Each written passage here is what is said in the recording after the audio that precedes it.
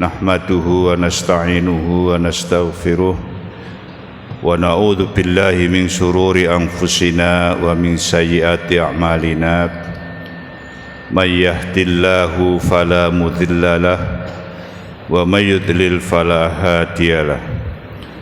Asyhadu an la ilaha illallah wahdahu la syarika lah wa asyhadu anna Muhammadan abduhu wa rasuluh.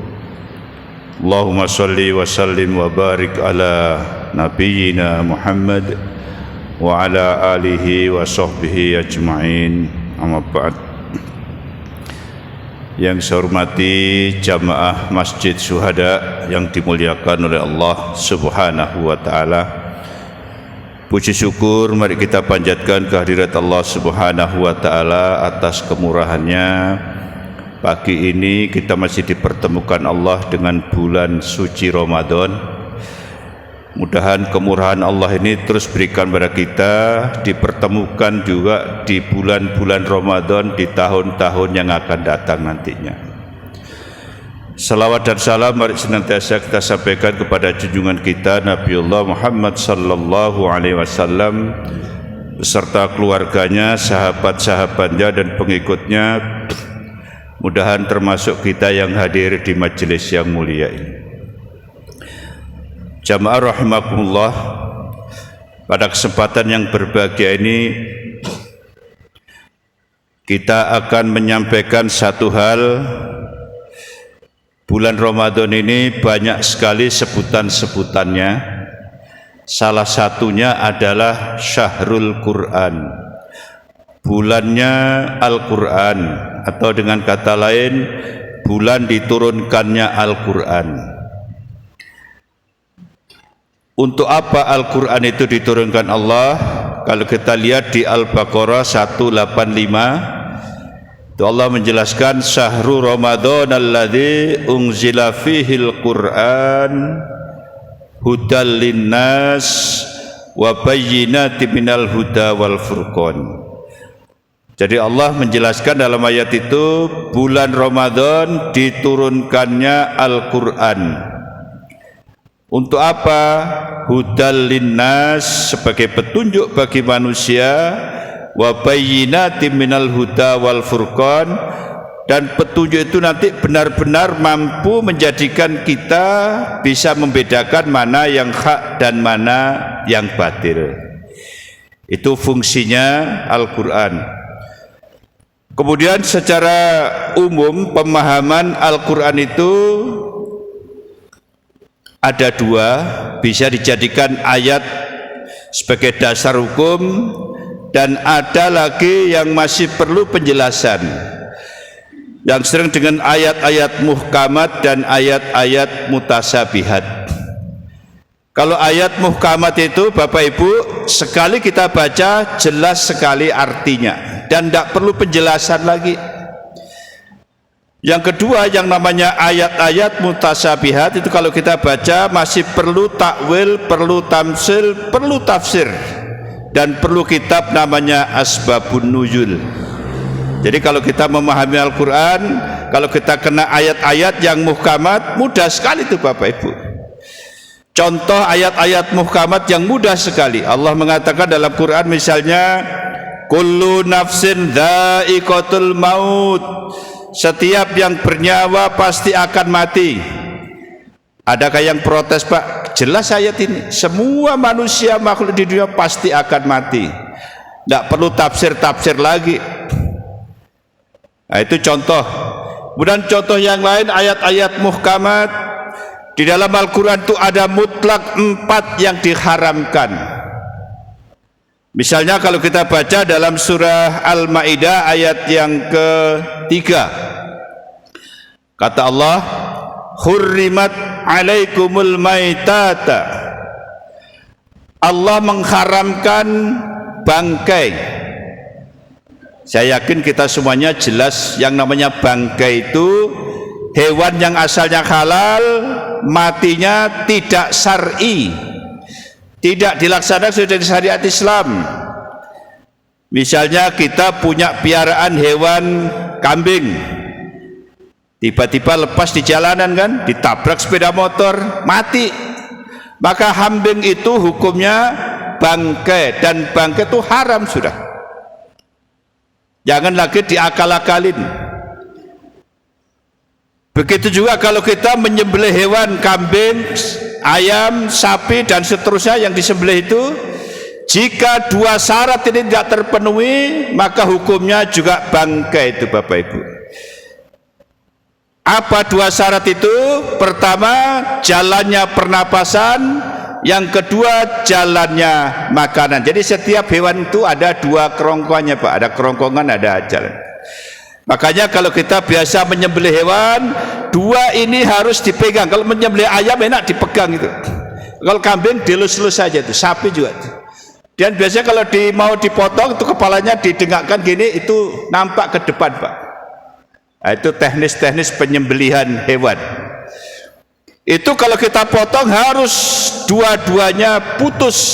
Kalau nggak putus sama dengan bangkai itu. Makanya masih sering jadi perdebatan kalau ada pelatihan penyembelihan hewan kurban, itu kan kadang ada Pak, orang motong sapi tidak putus dua-duanya, diulang lagi. Itu sebagian besar ulama mengatakan haram sudah itu dimakan, karena hukumnya adalah bangkai. Makanya bagi teman-teman yang menyembelih hewan, hati-hati itu jaga, dua itu harus putus. Nah, yang jadi masalah kalau kita beli di pasar-pasar Bapak Ibu, beli daging ayam, daging kambing, daging sapi, kita nggak tahu persis bagaimana memotongnya tuh. Mudahan aja teman-teman yang memotong, yang dijual-jual itu betul-betul syar'i lah, putus dua-duanya itu. Kayaknya hati-hati Pak, kalau makan daging ayam lebih baik beli ayam hidup aja, potong sendiri aja. Kalau ibu-ibu tidak ada bapaknya, potong sendiri juga boleh, perempuan boleh aja itu, tidak ada masalah. Memotong ayam kan gampang, penting dua itu putus. Itu jelas Bapak Ibu. Makanya kalau kita menyembelih hewan, diminta sunnah-sunnahnya itu dikerjakan. Pisaunya harus tajam. Kenapa harus tajam? Supaya putus dari dua-duanya. Yang dibaca jangan Bismillahirrahmanirrahim Bapak Ibu kalau motong hewan itu. Kalau kita baca Bismillahirrahmanirrahim dengan nama Allah yang Maha Pengasih dan Penyayang, biar kita sudah potong, kalau Allah menyayangi tidak mati-mati itu. Makanya Nabi mengajarkan Bismillahi Allahu Akbar, dengan nama Allah, Allah Maha Besar, jadi semuanya kecil pasti akan mati itu. Nah gitu kira-kira. Jadi itu mutlak contoh bangkai.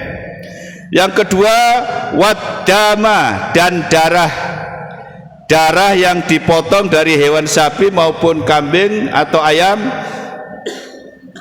Sekarang ini Pak, musim paceklik, banyak orang sudah melakukan barang-barang haram dimodifikasi dijual. Jadi di tempat penyembelihan hewan dia bawa kresek minta darahnya itu, dikasih tepung zat-zat kimia itu persis kayak tahu, cuman bedanya agak coklat warnanya itu Pak. Itu mutlak haramnya itu. Yang ketiga, daging babi. Saya kira nggak ada yang nggak tahu yang namanya babi, ya itu sudah. Sekarang daging babi Pak, mungkin untuk daerah pasir babi itu sudah nyaris tidak ada Pak. Tahun lalu tuh dari Kalimantan Tengah berapa mobil berburu babi itu, sampai babinya tuh habis di sarang-sarangnya itu. Sekarang yang bahaya itu Pak, pedagang-pedagang yang membeli daging yang sudah jadi. Ada kan paket-paket daging itu kan, hati-hati juga itu. Pokoknya daging babi itu mutlak keharamannya itu.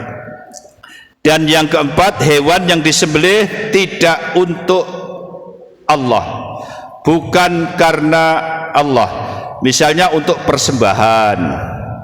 Persembahan itu mohon maaf kalau di jamaah ini ada kontraktor besar suka bangun jembatan yang susah betul mancang tiangnya. Pertama kalau zaman dulu kan nancapkan ulin kan, 10 ulin masuk terus itu.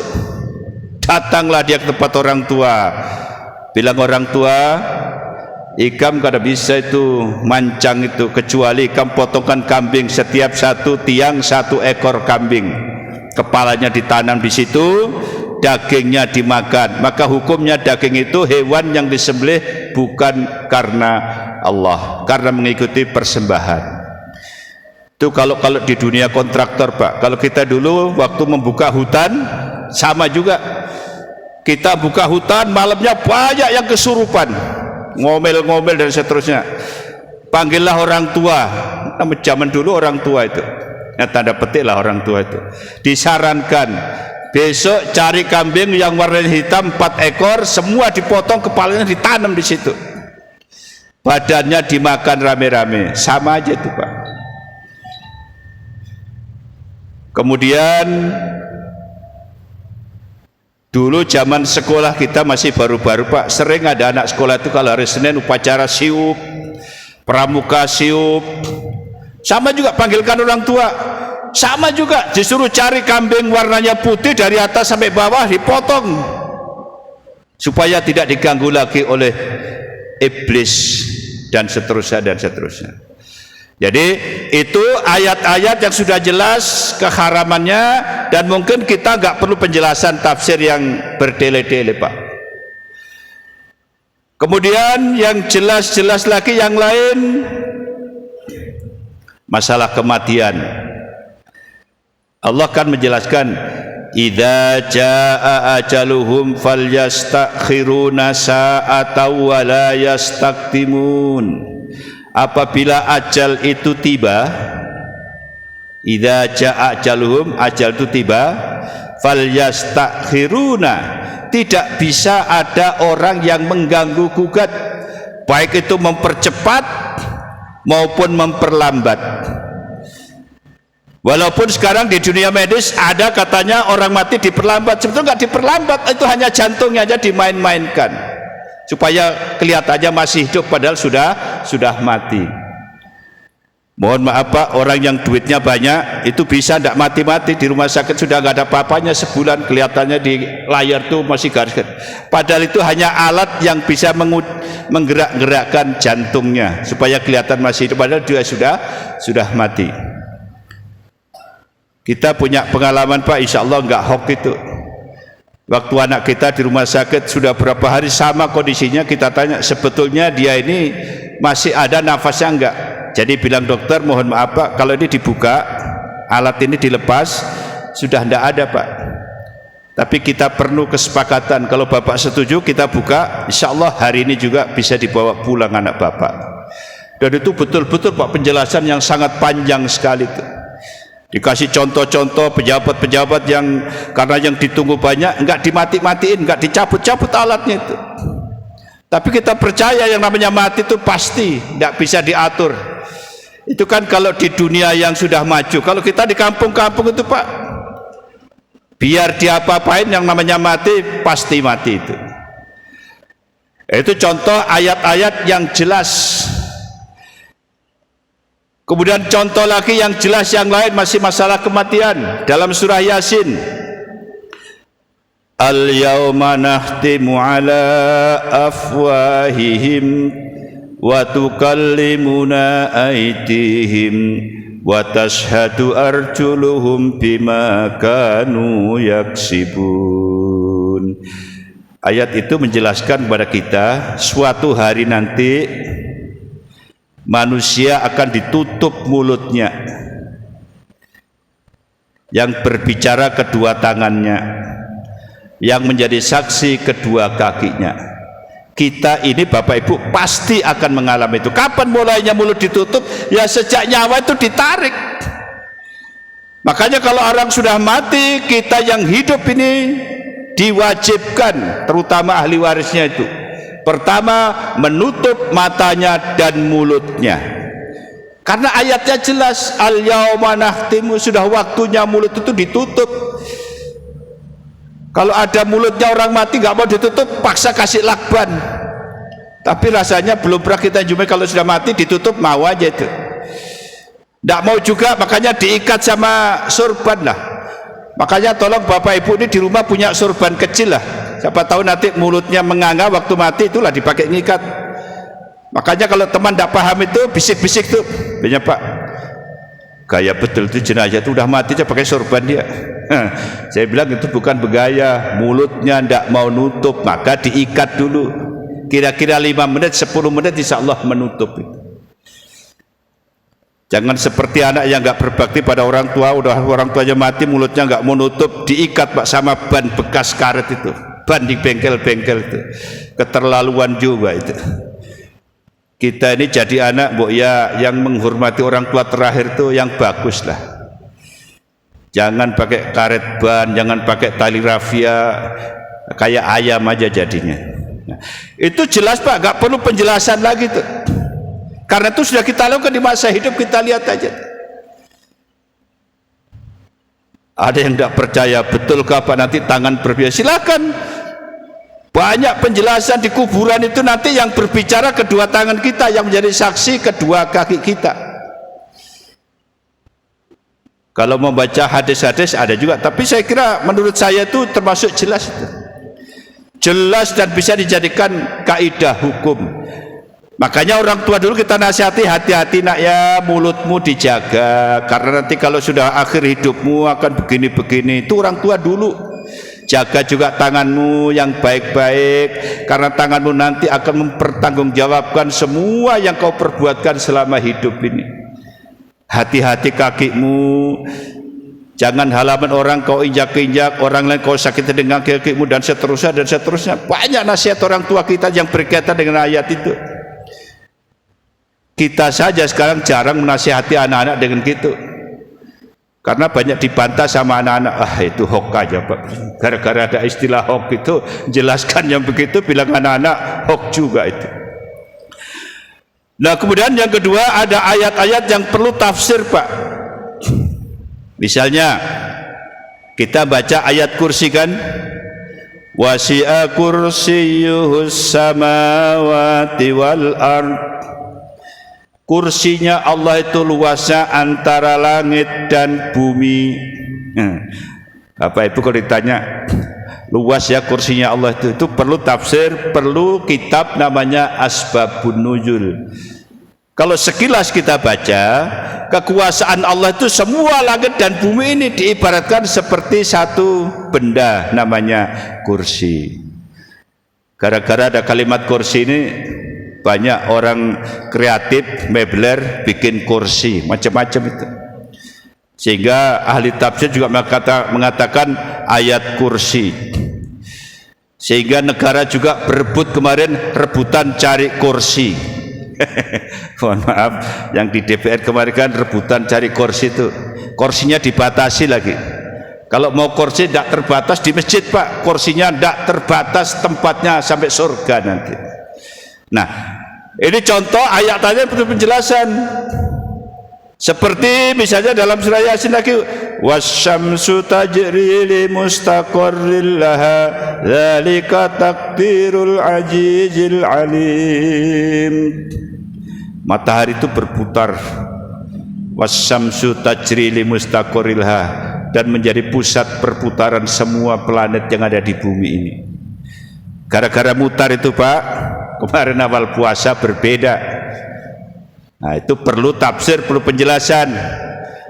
Bagi yang yakin bumi itu berputar dan bisa dihitung, seperti tadi malam ada gerhana kan. Nah itu namanya ilmu falak, ilmu hisab, bisa dihitung Bapak Ibu. Kalau kita yang meyakini ilmu hisab, semuanya bisa diketahui sebelum terjadi dalam perhitungan itu. Insya Allah limitnya sangat kecil sekali kesalahan itu, hanya 0, berapa persen saja. Buktinya apa? Perhitungan gerhana itu nomor 1 tuh, 10 tahun 5 tahun udah bisa dihitung itu. Kita setiap saat Pak sholat tidak pernah lihat bulan matahari, lihat jam saja. Produksi apa? Jadwal waktu sholat itu dibuat berdasarkan ilmu hisab Pak. Kita ini mohon maaf, giliran 1 Syawal, 10 Dzulhijjah selalu ada proyeknya, ya proyek aja tuh, proyek pengintipan tanggal 1 bulan. Tiap tanggal bulan tanggal 1 itu kan bukan rahasia lagi Pak. Kita dulu biasa mewakili diajak ru'yah naik ke atas stadion kita nih, nah di samping kiri nih.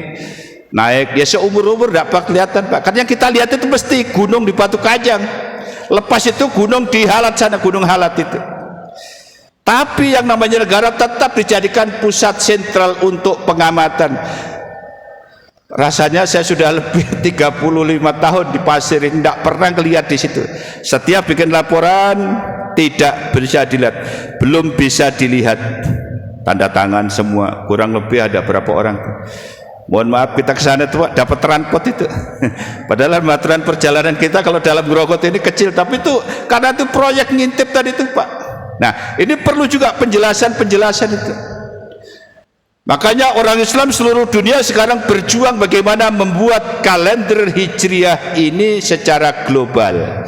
Disebut dengan kalender Islam global. Nanti kalau itu terbuat dan sudah disahkan oleh semua negara, tidak perlu lagi Pak ada proyek-proyek ngintip-ngintip bulan itu. Lumayan juga itu Pak. Triliunan juga itu anggarannya APBN kita itu. Itu yang masih perlu penjelasan-penjelasan. Belum lagi ayat-ayat yang lain Pak, kadang perlu penjelasan, perlu juga tidak. Ada misalnya ayat kan aqimus shalah wa atuz zakah warka'u ma'ar rakiin. Kalau kita artikan kan dirikan sholat, bayarkan zakat, rukuklah bersama orang-orang yang rukuk. Nanti kalau kita baca itu saja kayaknya masih perlu penjelasan menurut saya itu Pak. Dirikan sholat. Bab kalau kita melaksanakan sholat Pak tidak pakai hadis sulit juga rasanya itu. Sudah ada hadis saja masih kadang beda-beda itu. Makanya Nabi bilang shollu kama ra'aitumuni usolli. Sholatlah kamu semua kata Nabi seperti kau lihat aku sholat. Karena kita ini Bapak Ibu gak lihat Nabi, maka baca hadis, dan hadis itu juga lebih dari satu, perlu takwil lagi. Begitu juga zakat. Zakat itu sepilas saja, nanti penjelasannya ada di hadis. Termasuk zakat fitrah ini. Orang yang puasa itu Pak satu paket dengan zakat fitrah. Nah yang ketiga warka'u ma'ar rakiin. Kalau kita baca beberapa penjelasan, kita disuruh rukuk dengan orang-orang yang rukuk, artinya kita itu diperintahkan Allah sholat berjamaah. Nah itu kan gak ada perintahnya sholat berjamaah kan? Hanya warka'u, rukuklah kamu bersama orang-orang yang rukuk. Ini ada yang mengatakan jelas bagi yang sudah paham, ada yang mengatakan belum jelas karena memang perlu penjelasan. Jamaah itu bagaimana, syaratnya apa, ada makmum, ada imam, dan seterusnya perlu penjelasan-penjelasan. Makanya kita ini diperintahkan Nabi menuntut ilmu itu sejak kita lahir sampai kita masuk ke liang lahat Bapak Ibu. Udah masuk liang lahat, stop sudah pembelajaran kita ini. Jadi jangan sampai ada di antara kita ini merasa wah udah banyak ilmu saya itu. Apalagi kalau kita punya pikiran yang kurang baik, baru lihat penceramahnya naik mimbar, udah lari dia. Itu lagi paling disampaikan itu. Kita tidak boleh begitu Pak. Sayyidina Ali itu mengatakan begini, ungdur maqol wala tangdur mangkol. Dengarkan apa yang ia sampaikan, jangan melihat siapa yang menyampaikan. Di mana saja datanya, kalau itu baik ambil, bahkan dicontohkan. Biar dari buritnya ayam Pak, ambil. Kalau warnanya putih keras itu telur namanya kan. Nah, kalau yang lecok-lecok itu ya diambil juga sekarang oleh petani. Jadi kita sebagai umat Rasulullah sallallahu alaihi wasallam harus taat kepada Nabi kalau kita ingin dapat syafaat Rasulullah sallallahu alaihi wasallam. Nabi kita itu kan mengajarkan yang enak-enak saja Pak. Misalnya di Ramadan begini, Bapak Ibu duduk habis salat subuh gini, itu kan ada hadisnya kan. Tarawih tadi malam juga hadisnya jelas. Man koma, siapa yang berdiri artinya menghidupkan di malam-malam Ramadan. Dasarnya imanan waktu saban, semua dosa-dosa kita Pak diampuni Allah itu.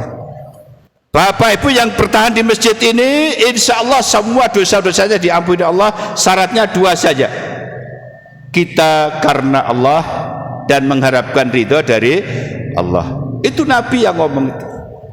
Jadi kalau kita misalnya ada perasaan-perasaan karena mimbar kita nih Pak yang naik gonta-ganti orangnya, ya kita bilang gitu, karena masjid kita ini lembaga untuk mengkader orang.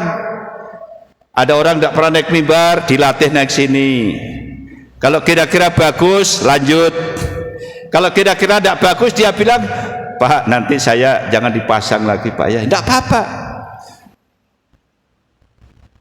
Ada satu tempat juga yang naik mimbar satu saja, ngomel juga. Itu tarus Pak materi. Ada juga kita ini jadi repotnya ngurus masjid itu, ganti-ganti penceramah katanya. Itu bicu masih anak-anak.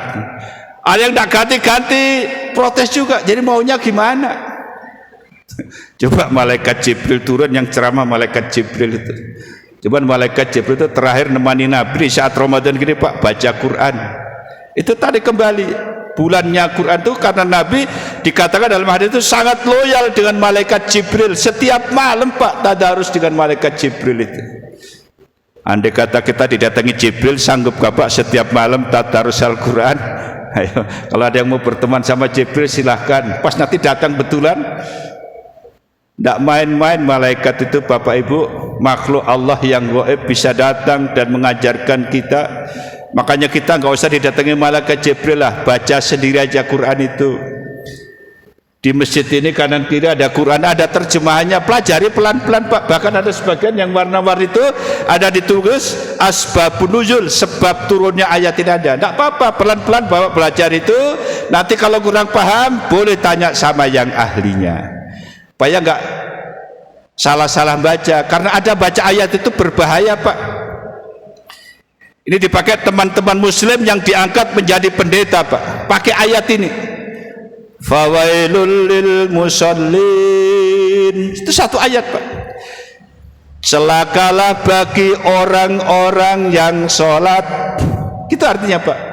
Bagi orang yang malas sholat, dikasih tahu oleh pendeta, kamu Islamnya kok jarang sholat? Apa? Banyak pekerjaan. Kamu baca Quran ini. Ditunjukkan satu ayat Pak. Fawailul lil musallin. Celakalah orang-orang yang sholat. Quran yang ngomong ini, Allah ini.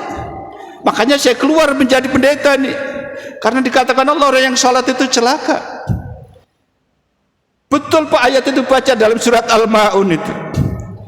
Nah kalau kita tidak paham ayat, ya percaya saja. Makanya kalau baca ayat itu dilanjutkan. Ayat itu ada awalnya, ada akhirnya. Siapa yang celaka itu di belakang masih ada. Alladzina hum an salatihim sahun. Yang celaka itu orang-orang yang sholat, tapi dalam sholatnya dia lalai. Lalai itu ada dua pengertian Pak. Sudah takbir begini, ingat yang lain-lain, mikirkan jualannya untungnya berapa tadi ya, saya punya motor tadi pakai orang sekian-sekian, itu dalam sholat itu ngitung, begitu salam tahu betul dia, oh setorannya sekian, padahal di dalam sholat. Itu namanya sholat juga, tapi lalai, yang diancam oleh Allah celaka orang yang sholat itu. Nah tafsir yang kedua, lalai itu betul-betul lalai waktunya sholat, tidak ingat lagi dia. Asik habis sholat asar nyuci mobil karena mobilnya baru, yang paling bagus, paling model terbaru digerogot lah, cuci sendiri, tidak percaya sama tukang cuci. Apa tukang cuci itu sembarangan, cuci sendiri. Sudah menjelang maghrib, sudah adzan maghrib, asik aja masih nyuci mobilnya, tidak ingat lagi dengan panggilan Allah. Yang diingat hanya bendanya yang di depannya aja. Itu termasuk juga orang yang lalai, termasuk olahragawan, pemain catur. Tanggung itu bidaknya tinggal satu aja, tungguin lagi habis waktu sholat. Mohon maaf yang hobi catur, kalau bisa betul-betul kalau waktunya sholat diperhatikan tuh. Dan di jamaah kita ini tidak ada, di jamaah lain aja yang ada. Terus terang Pak, kita dulu juga pernah pecandu catur tuh, habis kopi 2 muk nggak selesai. Jadi ini contoh. Jadi baca ayat jangan sepenggal-sepenggal Pak, bahaya nanti tuh. Ayat itu masih dilanjutkan, sahun pertama, alladzina hum yuraun. Siapa yang celaka selanjutnya? Orang yang suka beribadah kepada Allah, kepengen dilihat oleh manusia. Yuraun, pamer. Sholat kalau di rumah kayak burung kalau di masjid, masya Allah bagus. 15 menit sholat 2 rakaat tidak kelar tuh di masjid. Di rumah 4 rakaat 3 menit aja. Itu termasuk Pak, kalau kita bicara di kitab-kitab tuh begitu penafsirannya itu. Jangan sampai kita beribadah niat ingin dipuji orang. Berbuat apa saja untuk kebaikan ini, niatlah karena Allah. Tiwa saja capek-capek Pak kalau niat karena manusia, pengen dilihat orang, tidak ada gunanya. Kita dilihat orang bagus, nanti kita mati sudah. Itu juga yang bujungan dulu itu. Yang terakhir, wayamnaunal maun. Orang yang enggan memberikan bantuan kepada lain dengan barang-barang yang masih berguna, barang yang masih menyenangkan. Jadi mohon maaf kalau kita memberikan bantuan pada orang, mohon maaf ini kalau ada bencana, ada bantuan pakaian layak pakai, ya yang betul-betul masih bisa dipakai lah. Jangan yang sudah robek-robek, wah kena cat apa itu. Yang kita anggap masih senang kita pakailah, sumbangkan sama orang. Itu diancam Allah tuh. Kalau kita ngasih orang niatnya nunggu bekas kita, tidak boleh. Kalau kita niat ini baju saya masih bagus, siapa tahu ada masih bisa dipakai orang lain, bismillah kita berikan pada orang. Daripada Bapak Ibu punya baju selemari bertumpuk-tumpuk, itu lebih baik dibungkus saja, kasihkan teman-teman yang ada di pinggiran-pinggiran sana itu. Masih banyak saudara kita itu tidak punya baju Pak, kerja di sawah seharian tidak pakai baju, kulitnya jadi baju. Nah, artinya kalau kita memberikan bantuan, hendaknya bantuan itu yang masih menyenangkan orang yang dikasih bantuan. Saya kira ini Bapak Ibu, karena waktu kita sudah habis, mudah-mudahan penjelasan kita tentang ayat muhkamat dan ayat mutasyabihat bisa menjadikan referensi kita. Kurang lebihnya mohon maaf. Billahi taufik wal hidayah. Fastabiqul khairat. Assalamualaikum warahmatullahi wabarakatuh.